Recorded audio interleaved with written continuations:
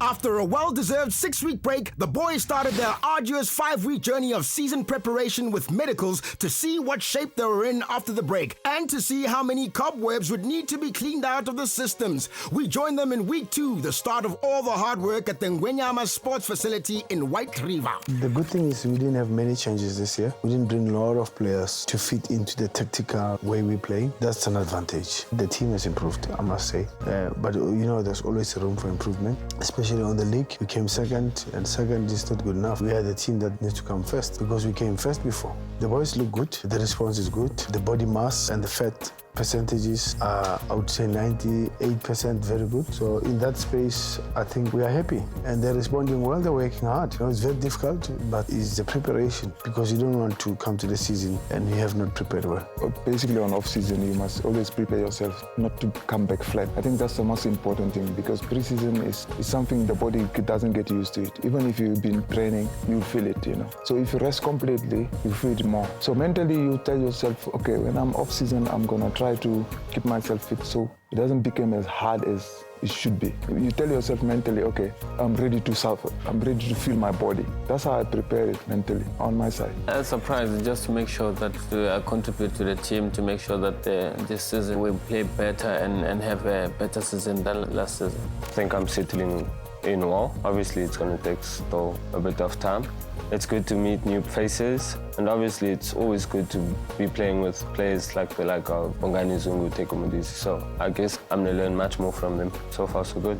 Ngijabule kakhulu ukudlala nabadlali abafana noSurprise noTeko noLafo njengoba ngikhule ngibabheka ngisakhula from development bengibheka kakhulu mabiyedlala so ngijabule kakhulu kuba sethimini eyodwa nabo.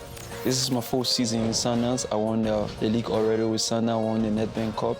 It's an achievement on its own, so I'm happy and I feel blessed to be playing for a big team like this, especially in Africa, not only in South Africa, So I told myself that I'm not under any pressure, I just need to work hard, concentrate and listen to what my coaches want me to do. Whenever I get a chance, make use out of it, and I'm okay.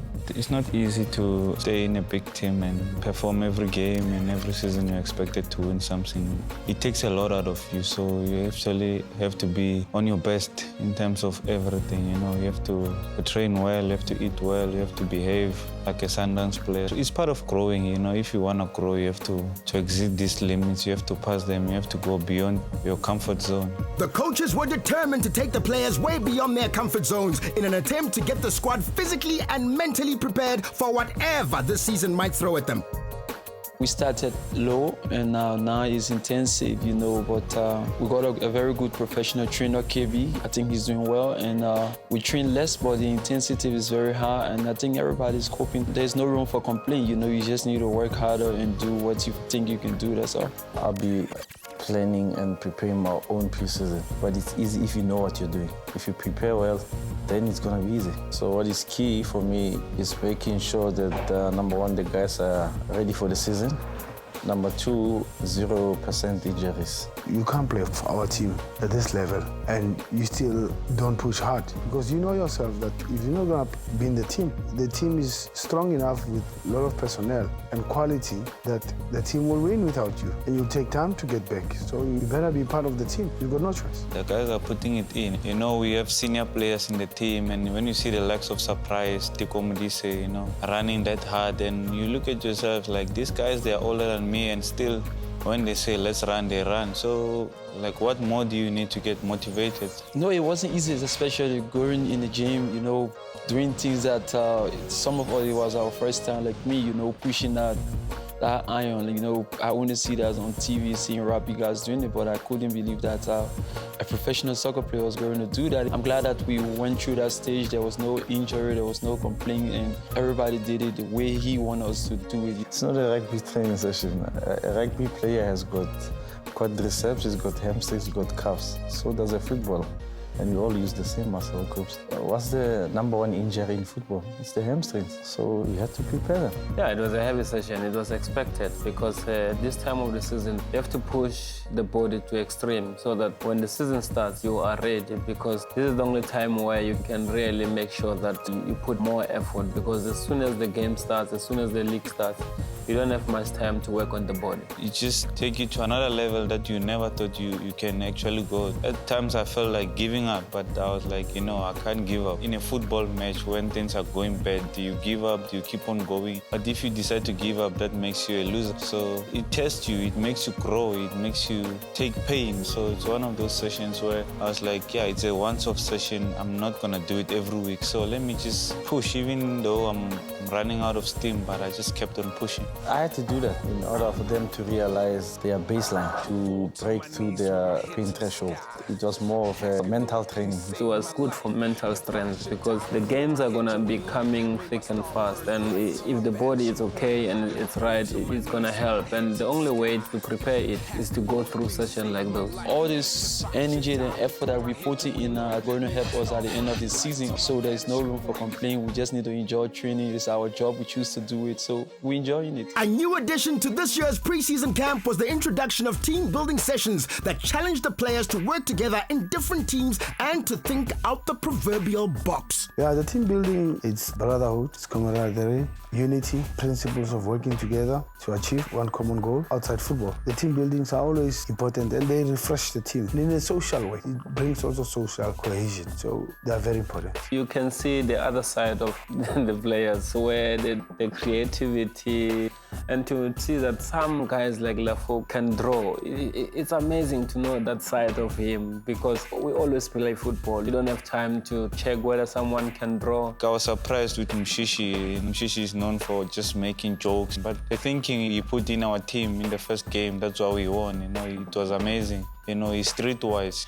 It's a wonderful thing. It brings us together as a team and we laugh and we just forget about football for a while.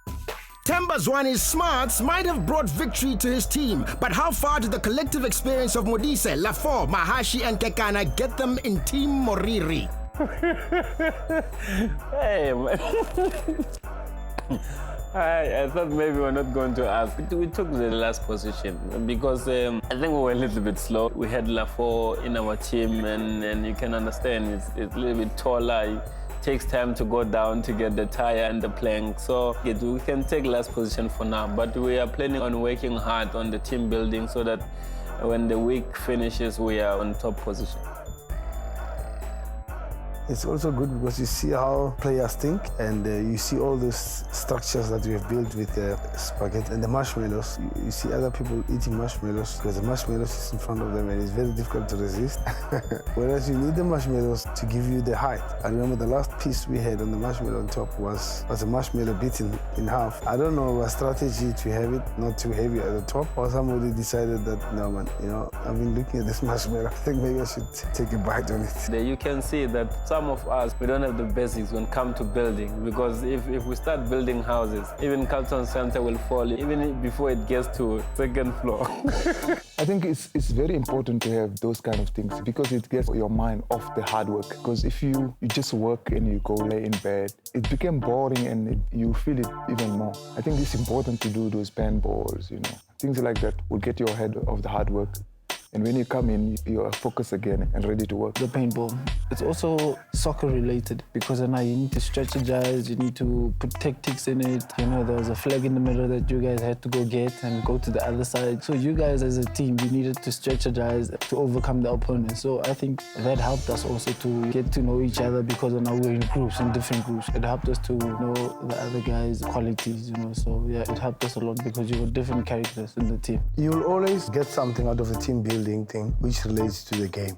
You'll always have those players who take initiative on the team building game, and you'll find that they're nearly the same people who take leadership on the pitch. But also there are people who don't take so much leadership and not on the forefront on the pitch, but they have the brains to give a direction, leading quietly. You also see them when they're doing the team building exercises, quietly giving strategy, say, I think we should go in this direction. On that drill we did, what's important is to build the base, the foundation. And if the foundation and the base of the tower is strong, then you can go high up. It's also the same. This is what we're doing now. We're training, we're building the foundation and the base and getting the structure of the team tactically and physically to sustain the season. Then you can finish as high as possible. A good thing about this preseason again is everybody's taking part in it, you know, not only the players, even the technical staff. And it's good because if people work that hard, it brings success to the team. And I just want to say a very big thank you to everybody that undergoing this program. And I think at the end of the season, we all going to smile because in Sundowns, we work as a group now. Like what I'm seeing now, I think we're going to go for. Look, the plan at Sundowns is always one. We want to win games and go to finals and win cups. That's what we're here for because being number 2 is not enough. So that's why we have to push extra hard, try give our best every game. We don't want to be number 2 because we know what number 2 means to us. We want to be number 1. We want to be champions.